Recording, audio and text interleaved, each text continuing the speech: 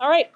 An analysis of top songs on Spotify over a 10-year period revealed that song lengths follow an approximately normal distribution with a mean of 220 seconds and a standard deviation of 26 seconds. I would like you guys to take that information and label the appropriate values on the normal distribution. Label the appropriate values on the normal distribution using the information at the top of page 13 that shows a mean of 220 seconds and a standard deviation of 26 seconds.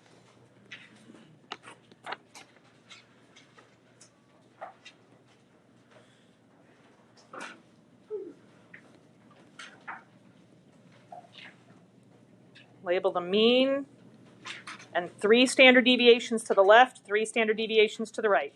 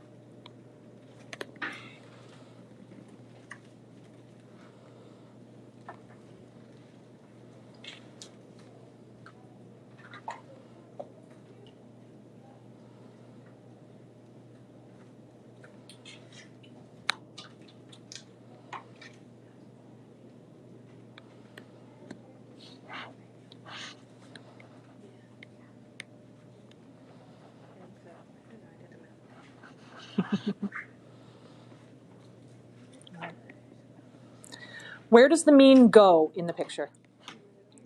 Right in the middle. So 220 goes right down the center. What would go out at 1 standard deviation? 246. What goes out at 2 standard deviations? 272. And what about out at 3 standard deviations? 298. All right, now going backwards, what is 1 standard deviation behind the mean? 194. 168. Oh, hold on. There we go. And 142. Perfect. All right. What percent of all of the data is within 1 standard deviation? 68%. So what's the percent just right here? How much? 34%, yes. So we'd have 34% here, 34% here. What percent of all the data is within 2 standard deviations of the mean? 95%. So what percent is on just one side in between 1 and 2 standard deviations? 13.5. 13.5%. 13.5%. All right. What percentage of all of the data falls within 3 standard deviations of the mean? 99.7%, yes. 99.7%. So what percent falls in between, on just one side, 2 and 3 standard deviations of the mean? 2.35% on the left and 2.35% on the right. And what about those little tails? These little leftover tails on the left and the right? Yes, 0.15%. 0.15%. Does anybody remember what the 68, 95, 99.7 rule also gets called? The empirical rule. Fantastic. All right. I would like for you guys to answer questions 2, 3, and 4 on your own or with a partner. 2, 3, and 4. Did you get one of the graphing calculators, David? Do you have one of the graphing calculators? That's what you're supposed to be using today. Yeah, David. Not that you're not allowed to use my other calculators, but for some of the other stuff that we're going to be doing today, those pretty little yellow calculators won't hack it.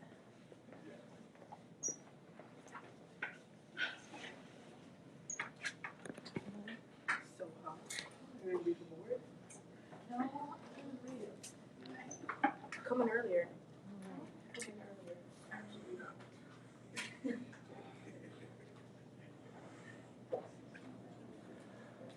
So using your 68, 95, 99.7 rule, I want you to answer questions 2, 3, and 4.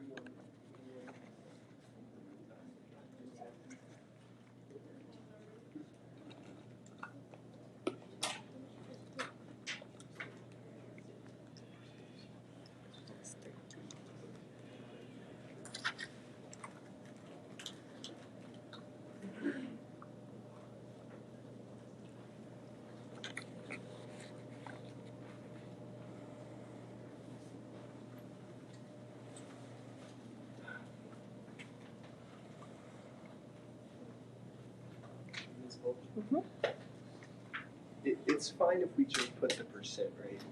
We don't need to add anything extra. For number 2? For all the Oh, for numbers 2, 3, and 4? Yeah. Yeah, you can just put the percent. Okay. You don't have to show how you're arriving at that percent. I'm going to show my work so you guys can see my thinking on it. But on these questions, it is okay to just write down a percent.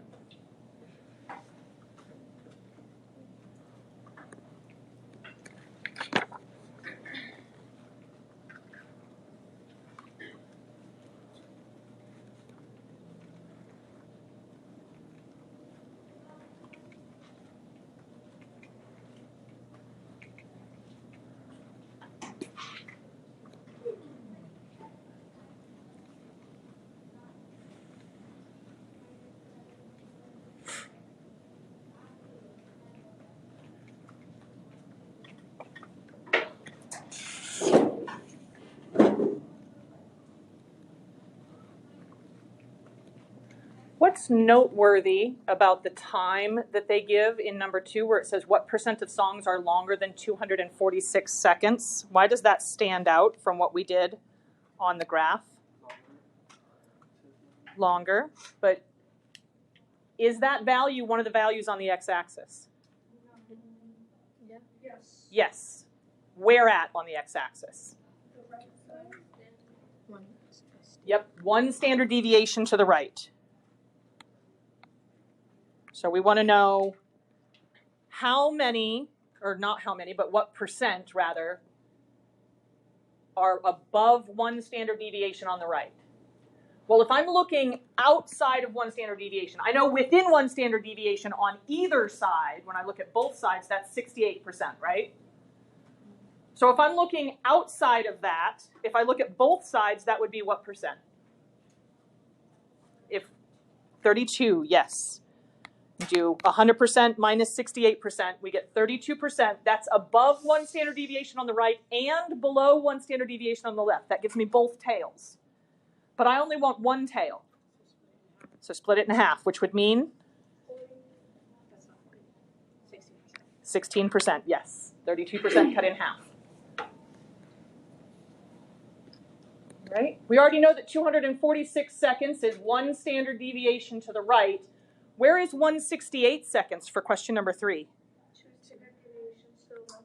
2 standard deviations to the left. So between 2 standard deviations below the mean and 1 standard deviation above the mean. Well, if I was just between 1 standard deviation below and above, that would be what percent? 1 standard deviation below and above. That'd be 68%. I want to go 1 standard deviation further on the left.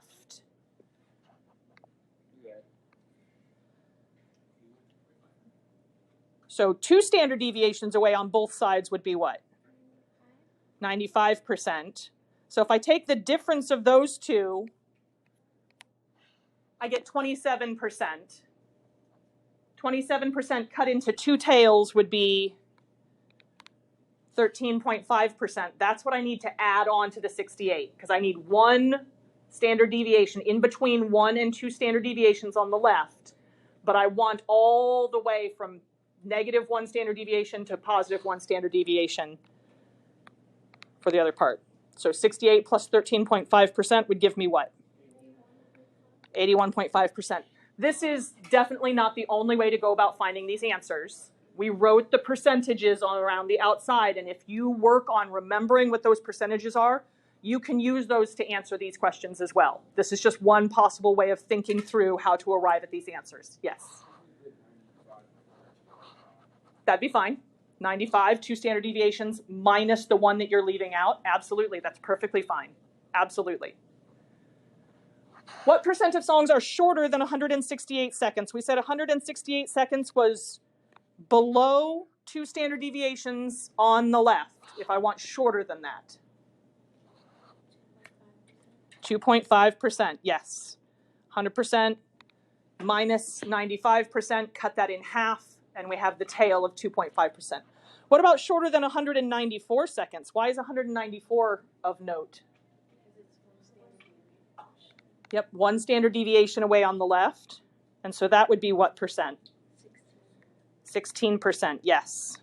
We can do the whole thing minus the within 1 standard deviation minus 68%, take that and cut it in half, we get 16%. So far, so good?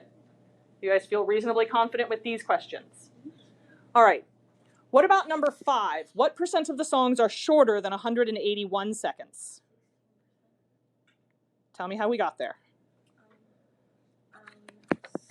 Between 168 and 194 is 26, and then I split that in half to get 13, and 168 plus 13 is 181. So if you split the 13.5 in half.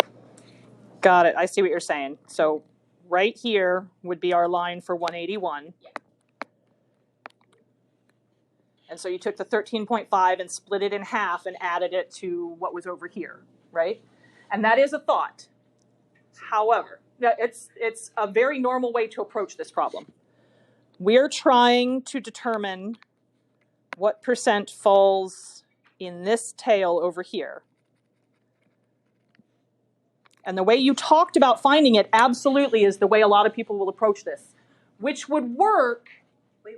I didn't split 13.5 in half. Wait. Going back to what you did? Yes. So here's the thing, while you're looking for that.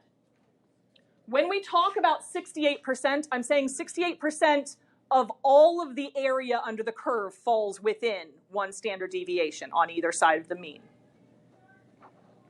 If this was a full rectangle, like that, and I cut that in half, I could take the 13.5 and cut it into 2 equal parts, because I'm talking the area under the curve. So I can think about this the way we calculate area. How do you find area for a rectangle? Base times height, or length times width, depending on how you think of this.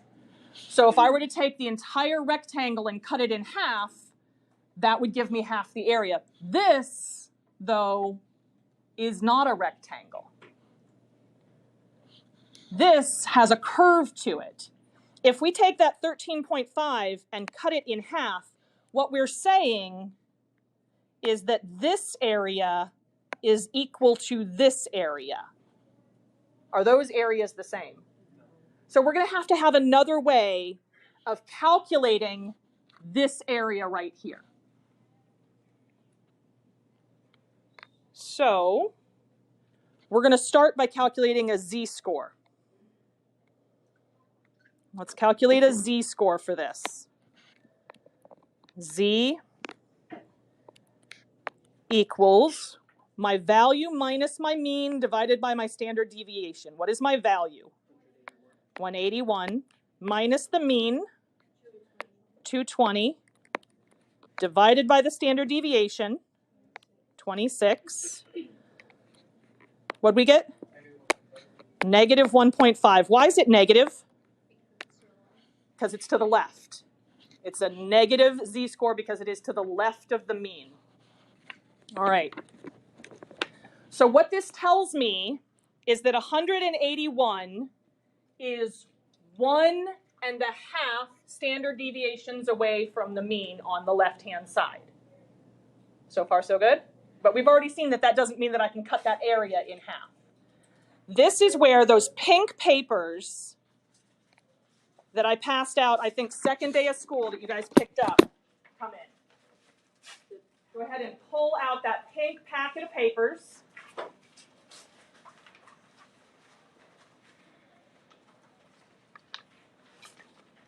You're going to flip past the first page. We want to look at page 2. So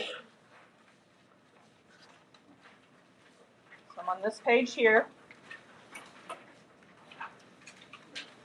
This is a table of values. The front and back side of this are a table of values for when we have a normal distribution. They have calculated the area for all the z-scores under the curve, or at least all the ones that matter. They have calculated the areas for all of the z-scores. So what we need to do now is to look up the z-score on this table, and that will give us the area. That will give us the percent or the percentile. The area is the same thing as the percent in this case, because remember, the area underneath the whole curve is 1 or 100%. So down the left-hand column, you're going to see where it says Z up at the top, and all of these z-scores are negative. If you turn it over onto the back side, and you look down the left-hand column, all of those z-scores are positive. You see the positives and the negatives? So if you have a positive z-score, you'll be on the back side of the page. If you have a negative z-score, you're going to look on the front side of the page. We have the whole number and 1 decimal place down the left-hand side, and then across the top, we have the second decimal value. So we want to find negative 1.5, find negative 1.5 down the left-hand column. 0.0668. 0.0668, yes, because then we go to the column where it's 0.00 because we did not have any decimals after the 0.5. So 0.0668, and we're using table A.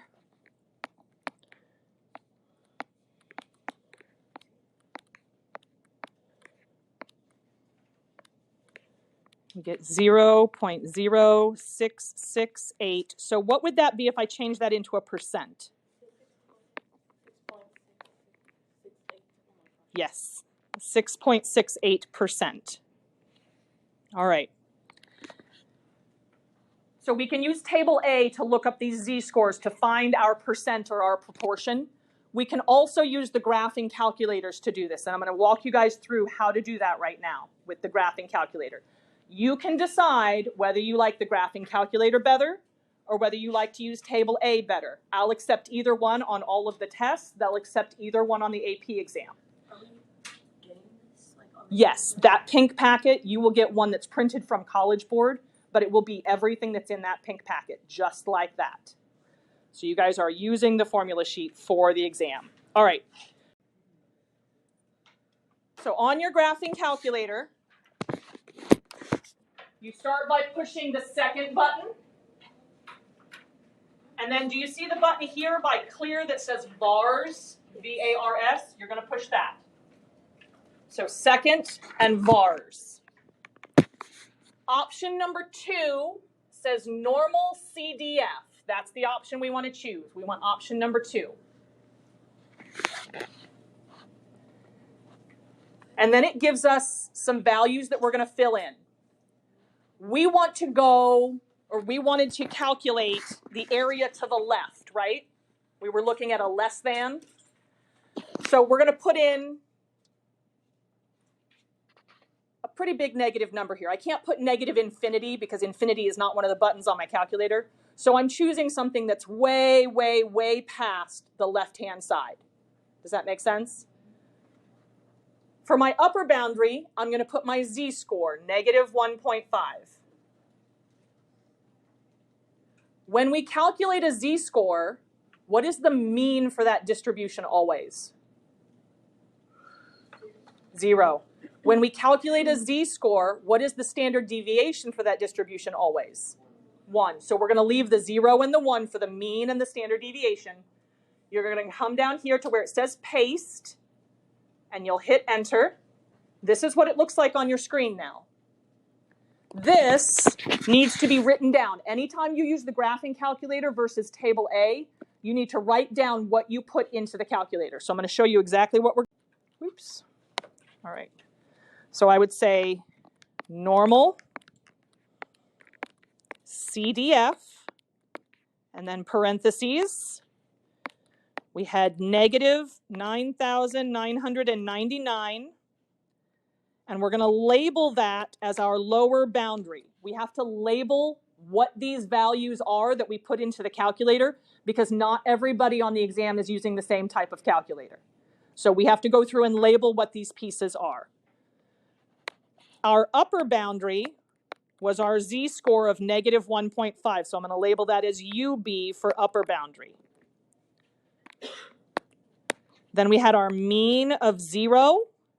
I'm going to label that with a mu. That's what we use to represent the mean. And then a 1 for my standard deviation. We're going to use a sigma. Remember, that's an O with a bad toupee. And then I have equals. What was lower?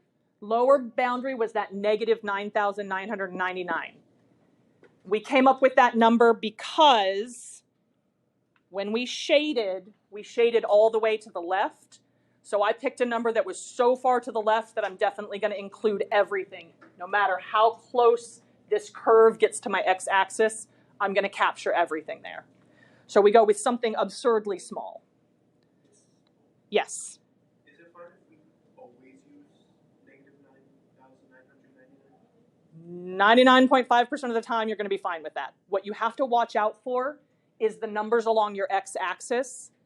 If for whatever reason your distribution has really small values, you just have to make sure that whatever you use for your lower boundary is small enough that it's going to capture everything. Negative 9,999 is going to capture that almost every time. It's a good default to use, but always pay attention to your context. Okay? All right. So far so good? Let's switch back over to the calculator then and look at that. So then I'm going to hit enter. I got 0.668. Oh, tight. Just like my table A, yes. Calculator, yes, sorry. You're welcome. All right, so we got the exact same value. Now, you will notice sometimes if you use table A versus the calculator, the answers will be a little bit different because table A, they've had to estimate. And here, we are able to go out many more decimal places than you can with table A. Table A only goes out 4 decimal places. 668. Or sorry, 0.0668. Or 6.68%, yes.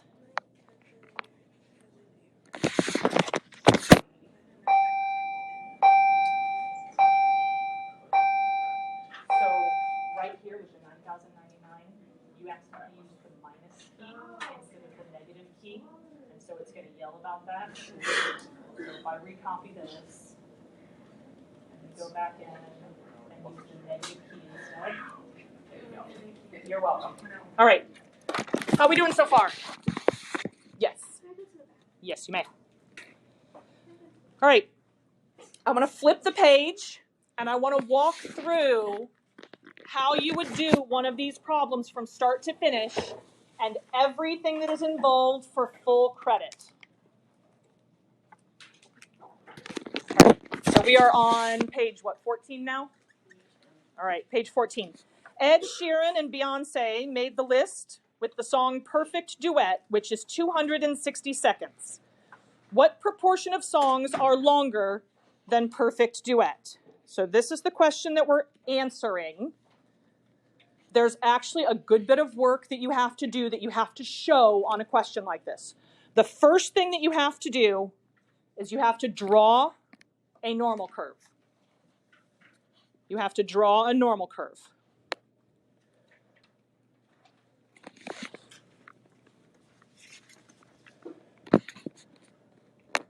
Right down the center, we put the mean. What was the mean here? 220. We're using the same scenario as on the front side. Yep. We want to show that this is a normal distribution, so next to my normal curve, I'm going to have a capital N. That way, no matter how bad my art is, everybody knows that I was trying to draw a normal curve. My art is particularly bad. All right, then inside parentheses, we're going to put the mean, 220. We're going to label that with a mu so that everyone reading this knows that that's the mean. And then the second value that we put in here is the standard deviation, so 26. We're going to label that with a sigma. So again, everyone reading this knows that that's the standard deviation. Every single problem like this, you have to start by drawing the graph and labeling it. There's one other piece that needs to go on the graph now, and that will be what it is that we're actually trying to calculate. How long was their song? 260 seconds. Approximately where would that fall on the normal curve? To the left or to the right of the mean? To the right. So somewhere to the right, I'm going to put 260. And it said, what proportion of songs are longer than perfect duet? So if I want to know are longer, would I shade to the right or to the left? Shade to the right. These are all of the things that are longer than 260, bigger than 260. So far, so good? All right. You do not have to do two graphs. However, your graph either needs to look like this right here, or, and I would like you to draw a second one so that you have an example of what we're looking at. You can normalize it first. If we normalize it, what goes right down the center? No. If we normalize it, 0. If we normalize it, the mean is 0. So I'd have my big capital N with a 0 in the place of the mean. What would the standard deviation be then? Not if we normalize. 1. If we normalize, the standard deviation would be 1. And I'm going to label that as well. Now I would need to be able to put 260 seconds on there, but I have to normalize that. How do we normalize? That's the same thing as calculating a z-score. So let's calculate the z-score here. I'd have 260 minus what? Minus 220 over 26.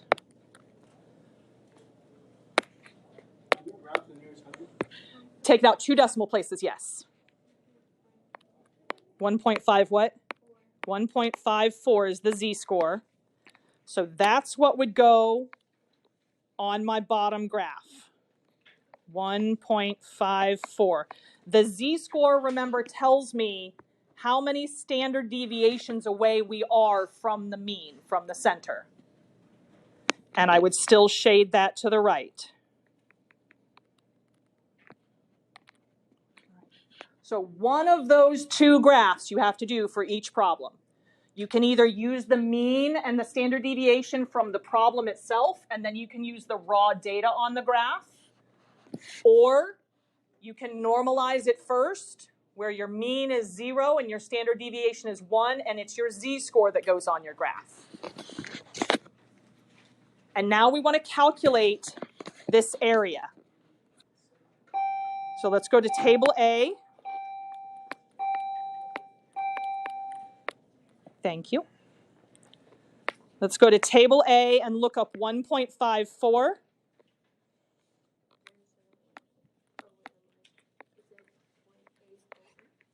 No. Oh. So you can look up 1.5. We want to be on the positive side, so you're going to be on the back side of the page. You want the positive z-scores. You go to 1.5 down on the left, and then you have to go over to the column that says 0.04. What did we get? 0.9382.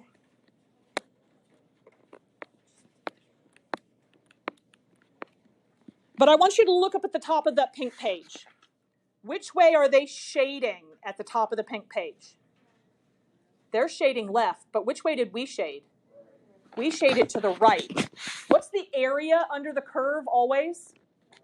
100%. So we're going to do 1 minus 0.9382.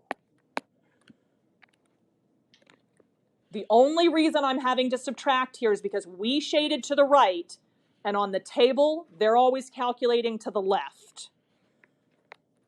So what do we get if we do 1 minus 0.9382? I heard 0.06 what? 18. 0.0618. All right. We could also do normal CDF.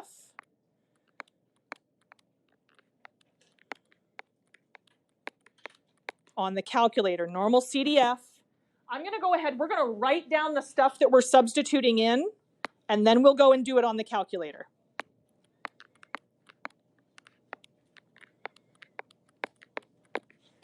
So I want my lower boundary first. So it doesn't matter which one of these I look at. Why don't we go with the top one? Because we haven't practiced putting raw data into the calculator yet.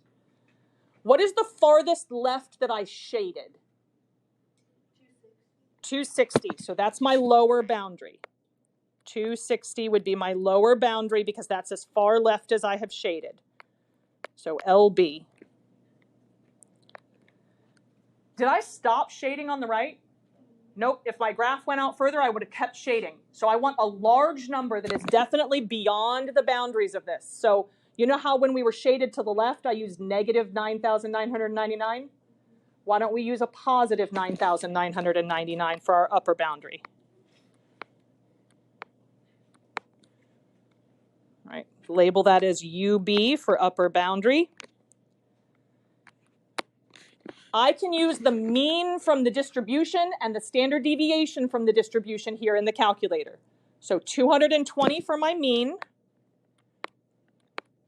Label that with a mu,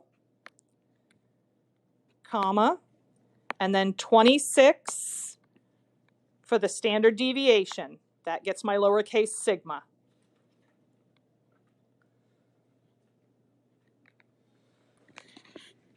All right. So then I'm going to switch over to the calculator.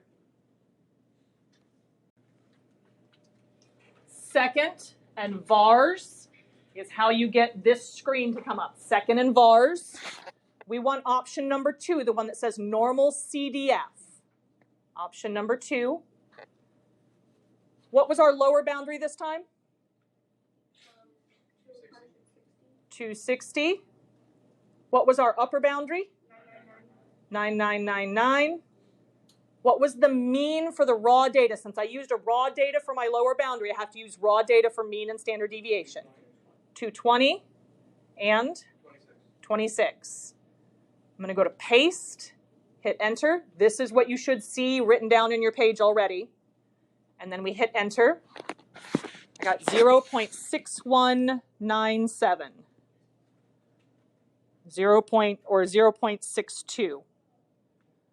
0.062. I'm missing my decimal point in there. 0.062 or 0.0619. So I would say the area is equal to 0.0619. If you round it, it's 0.2. See how it's very close to, but not exactly what table A is? You're going to see that happen because of rounding stuff. So this is my percentile. That is my percentile, 6.19%. All right. I would like you guys, with a partner, to try number 7 on your own. Try number 7 on your own with a partner or a small group. You could do groups up to 3. But I'm going to give you guys about 5 minutes to work on that problem before we go through it together.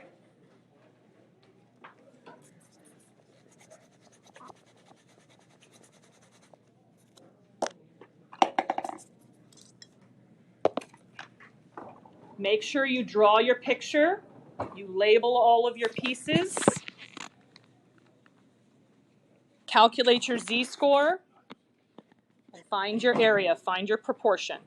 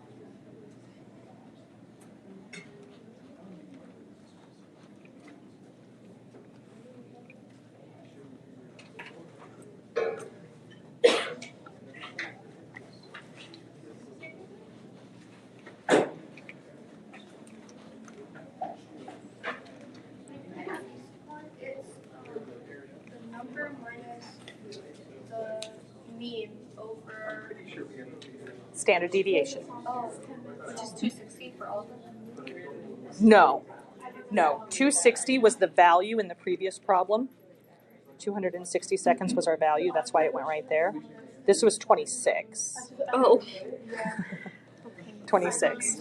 Now I understand the confusion. How do I know the standard deviation for this one? So all of these are, yes, it's all using this scenario here. Oh, okay. Now this makes sense. Yep. For all of the problems that we're doing here, we're using that song data where the mean is 220 and the standard deviation is 26. There's another calculator. Like, when he puts all his stuff in here, he ends up getting 0 every time. Okay, it's because of the mean and the standard deviation.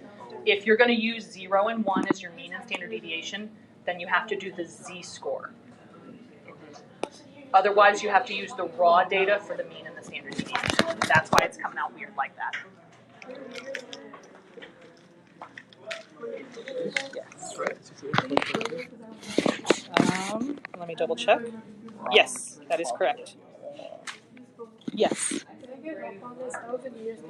Yes. So this part right here is pretty much all new. This part was yesterday. That was a good chunk of yesterday. There's that drawing right there that goes with this. Okay, if you flip it back over, you're going to have to start by drawing a picture.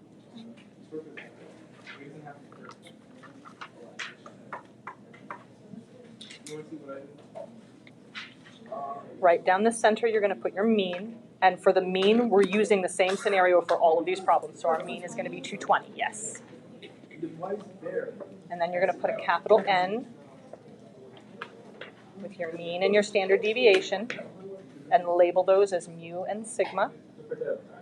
Those are the standard symbols that we use for mean and standard deviation. So that way, when the readers are reading this problem and grading the problem on the AP exam, you are clearly identifying that you know what the mean is and you know what the standard deviation is. Okay, so now we're going to come up here and look at the problem, because here we put the 260 on there from right here, and we shaded to the right because it said longer than. On this one, we're going to be between 193. Where would 193 fall approximately? Somewhere here. Yep. So draw a line there, put 193, and then up to, yep. And because we want between, you're going to shade between those on this. One of the things that they're looking for on these problems is, do you know where your boundary lines are? The picture shows your boundary lines. And do you know which direction we're going? The shading shows that. So this is a way to hit several of those points on the rubric that they're looking for, and just real quick with a picture. Okay, so now you're going to calculate your z-scores, and then you're either going to use table A or you're going to use normal CDF. Yes. So this isn't right. So I got 52 because I found this. Okay, we don't do z-scores for that. You have to do z-scores for these guys. So you have to find both two? Yes. Oh. Yep. Yep.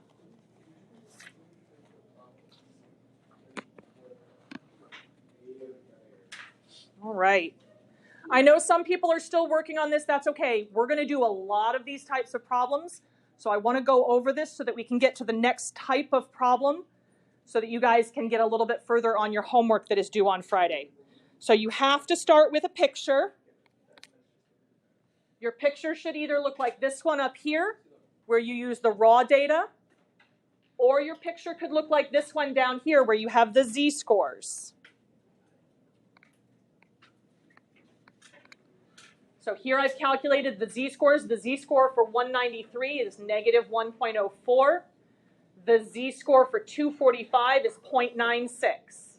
So either like this or like this.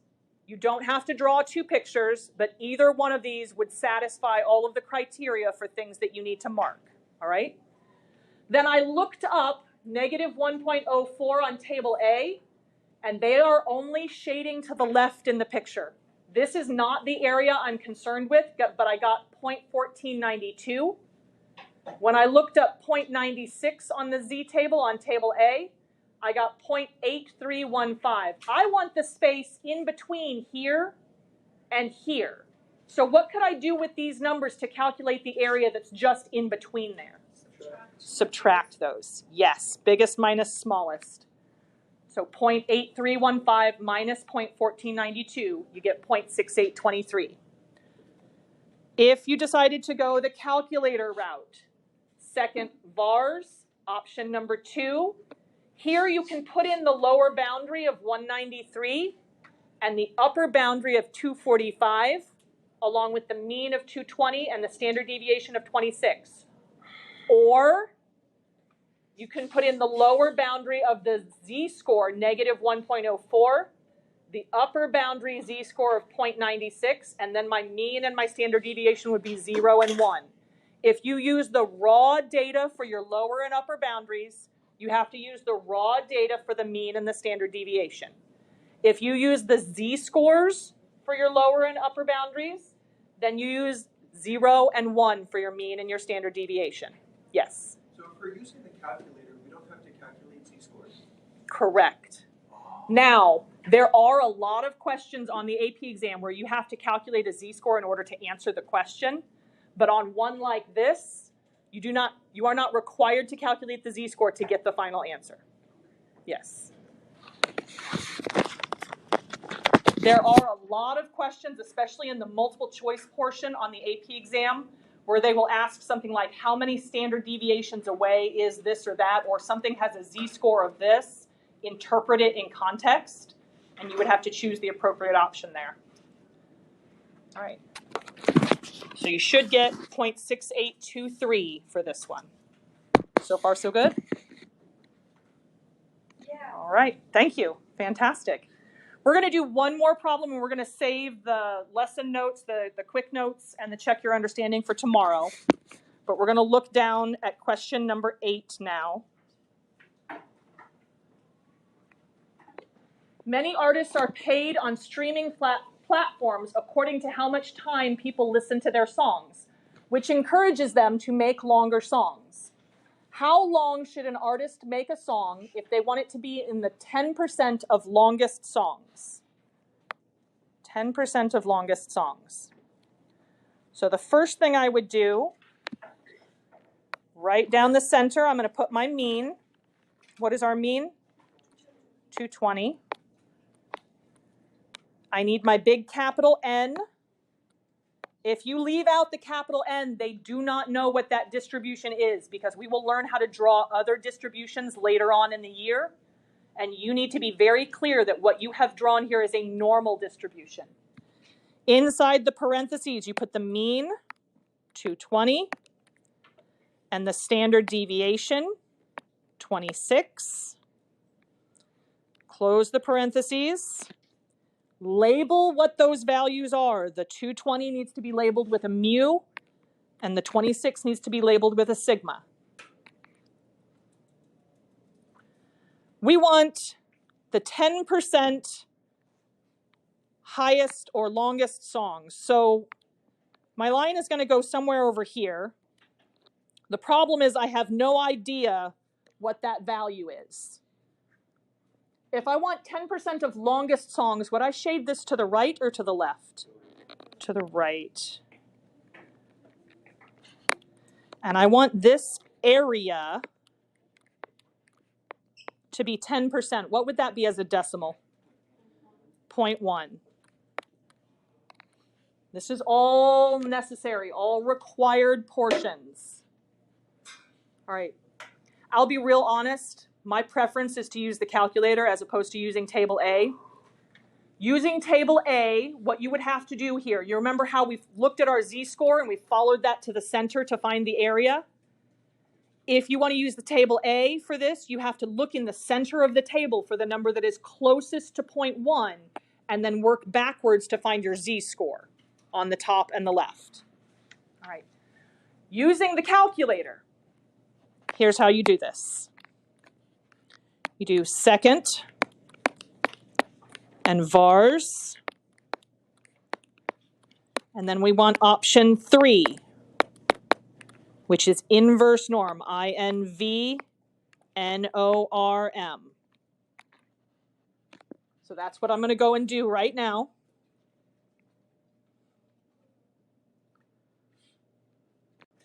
All right, so second and vars. You guys see option 3 on here for our inverse norm? All right, option 3. We're going to put the area in here, 0.1.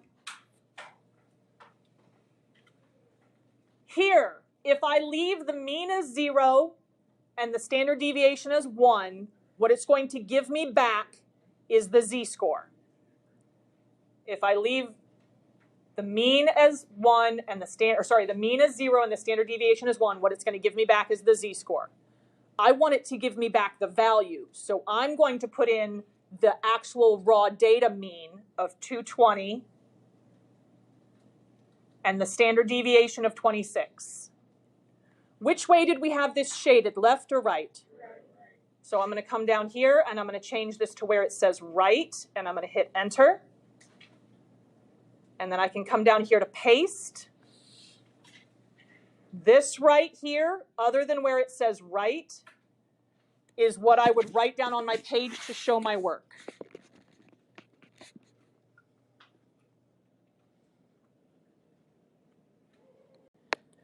INVNORM, 0.1, comma, 220, comma, 26, and actually I am going to go ahead and write down that we did this to the right. We're going to label each of these pieces now. The 0.1 is the area, and then we have our mean of mu and our standard deviation, sigma, of 26. Yes. What'd you say? Yes, it does. Tell me why we went with right on this one. Because we shaded to the right. That was the area that we were interested in. We wanted the longest songs, so we shaded to the right. If you shade to the left, then you want left on there. All right. Then we hit enter. I got 253.32. 253.32.